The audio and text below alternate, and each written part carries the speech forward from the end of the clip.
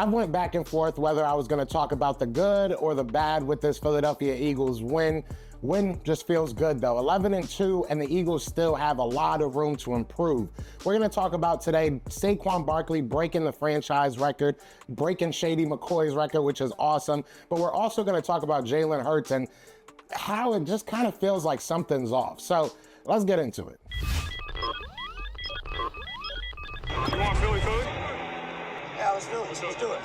Yeah, let's do it. Let's do it. It's your boy Joe Castro, aka Philly Fresco, and it is another episode of Philly the podcast. So, like I said, today I want to talk about Saquon breaking the record. I want to talk about some good with this Philadelphia Eagles team, but I also want to talk about some bad with this Philadelphia Eagles team. We also saw Jake Elliott struggling. We saw Jalen Hurts struggling. So we're not going to waste no time. We're going to hop right into that. And I want to start with the good, man. I want to start with Saquon Barkley. He went out there, broke Shady McCoy's record. So it's pretty cool to see, be able to see both of them do it, right? I got to see LaShawn McCoy go out there and set the franchise record. Now I get to see Saquon Barkley break that record. And it's even cooler because I'm a Penn State fan, and, it's just full circle, so I'm happy about that. I do think he has a very good shot of going out there and breaking Erick Dickerson's record. So I'm going to keep my eyes peeled on that because he's seeming like our whole offense, which we'll get into in a second. But he went out there, he balled out, man. It was a quiet first half. He already had 80 yards, didn't even really feel like it.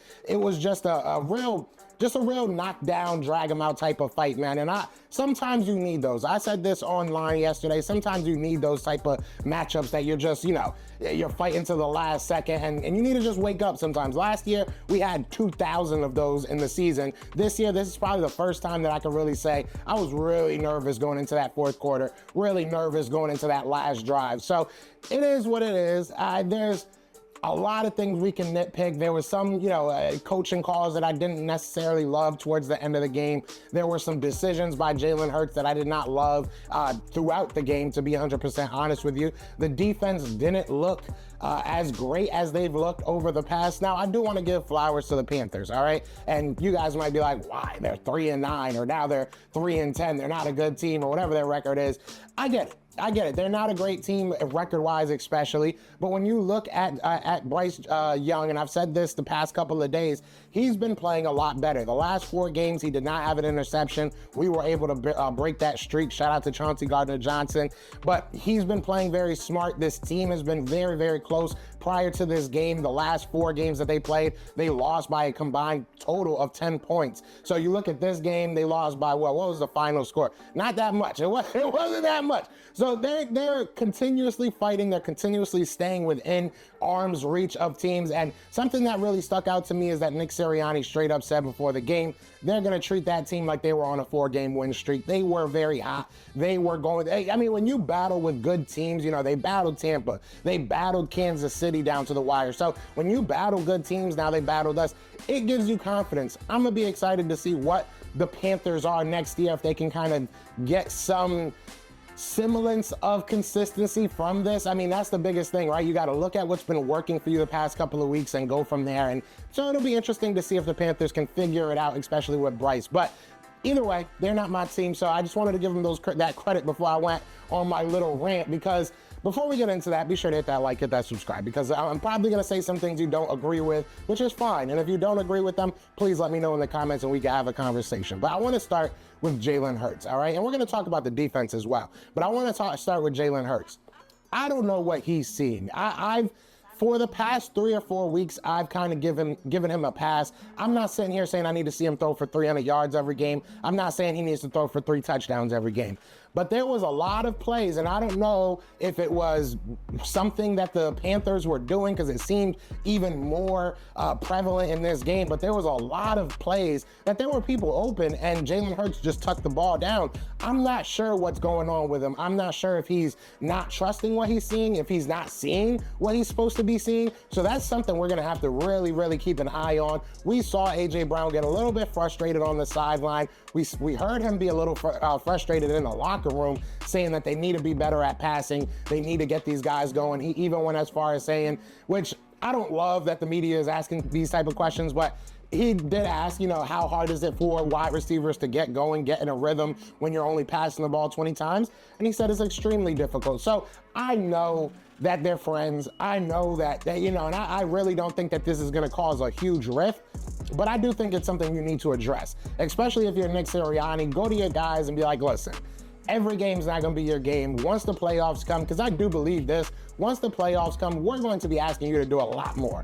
All right, Saquon Barkley is Saquon Barkley, and he can win us a bunch of regular season games. But when it comes down to the playoffs, I truly do believe you're going to be asking A.J. Brown, Devontae Smith, Dallas Goedert when he comes back, Jalen Hurts. You're going to be asking them to go out there and win you some games because Saquon Barkley is going to be focused on. All right, throughout the playoffs, in case you just didn't realize this, throughout the playoffs, they are going to key in on Saquon Barkley. So I need Jalen Hurts to take what he learned from yesterday, right? Take what you learned from yesterday in the Carolina Panthers. Take what you learned from over this season. And there needs to be an improvement. Again, I'm not saying go out there and throw the ball 500 times and, get 7,000 yards in a game. I'm not asking for that. I'm not asking for a bunch of touchdowns through the air. I'm not asking for that. But on key plays, especially on second down, I don't know what was going on with us during second down plays, but when you see a play there, when you see A.J. Brown wide open, when you see, whoever it may be wide open, take that shot, take that play, make that play. You have to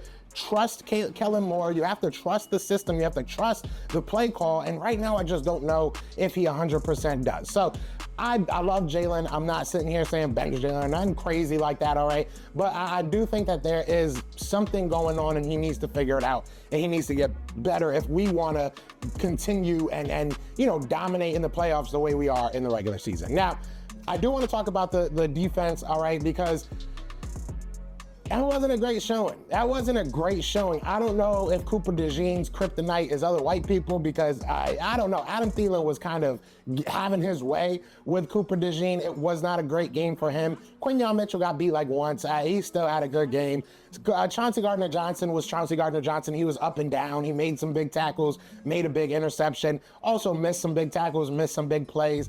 Isaiah Rodgers could never play another down, and I would be okay with that. I really don't see what you guys see in him, if I'm being 100% honest with you. He makes bad decisions when it comes to kick return, does not tackle when it comes to playing defense. So I'm not as big on him as you guys are. Maybe I'm just mad because I didn't win his helmet from the Philly special show when they did that whole giveaway. But I don't know. I just don't see it.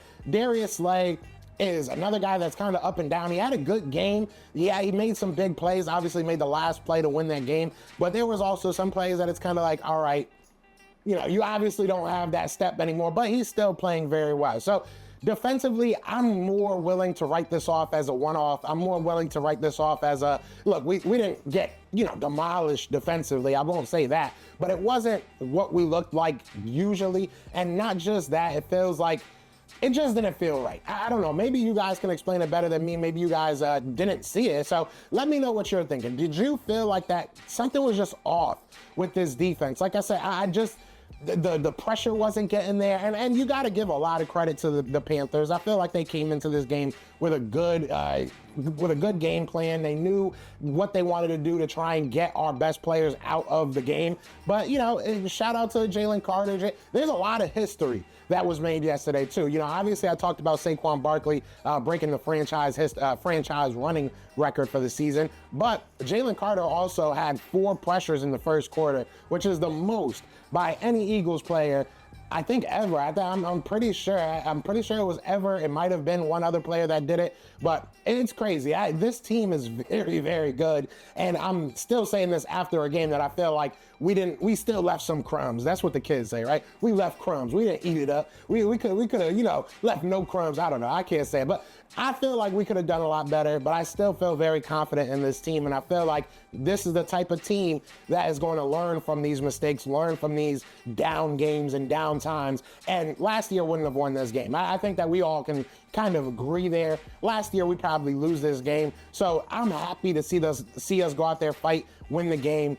I need to see Jalen Hurts get better. I want to see the defense, get back on track, and I think that they will. I want to see this staff really put their players in right positions, good positions to win, make your guys happy. It's hard when you got a bunch of mouths to feed, but I think Saquon understands you still got, A.J. Brown, you still got Devontae Smith, so he's not going to see the ball 400 times a game. It is what it is. It's a tough decision because there's times that I'm sitting there saying, all right, we got to get A.J. Brown going. We got to get Devontae going. but you still got Saquon. So it's like, just run the ball. You know, it's tough, man. And, you know, I feel for A.J. Brown. I feel for those wide receivers because it is a really hard position to be in when you know you're great. When you know you're great and you're not getting the touches you feel you deserve, even though you're winning, even though you know the running back's amazing, it's got to be a tough position. Just pride sets in at some point. So it is what it is. Look, hey, pride before the fall. So I think that these guys understand that. I think they realize that this is a very special team. Don't get too ahead of yourself. Don't get too involved in yourself. Don't get, you know, like, don't make yourself bigger than the team. I think that's the best way to put it. So you guys let me know what you're thinking, man. I'm excited about this team. I'm excited about what happens. I think that the Steelers game is going to be a very, very good measuring stick for us. And it's good that we're going to have to keep on fighting until the playoffs. I kind of like that. I think that this team is built off the fight. So you guys let me know what y'all thinking, how y'all feeling. 11-2 feels good. It feels good. I'm not going to lie to you. But other than that, y'all know what it is, man. It is Fly Eagles Fly. And we are out here.